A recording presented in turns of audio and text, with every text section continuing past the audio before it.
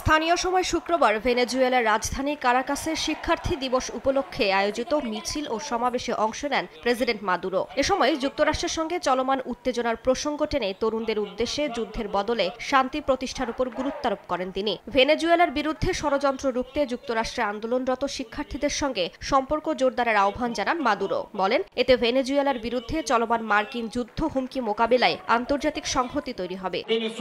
যুক্তরাষ্ট্রের ছাত্র আন্দোলন ও শিক্ষার্থীদের সঙ্গে সংযোগ স্থাপন করো। ভেনেজুয়েলা শান্তি চায়, ছাত্রদের সম্মিলিত কণ্ঠে বলতে হবে, আমরা যুদ্ধ চাই না।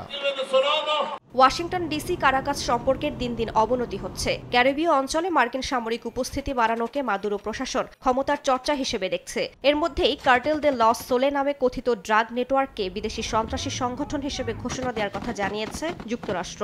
হোয়াইট হাউসের দাবি, নিকোলাস মাদুরো ও ভেনেজুয়েলার সামরিক কর্মকর্তারা সংগঠনটির নেতৃত্বে রয়েছেন, যদিও তা অস্বীকার করেছে কারাকাস।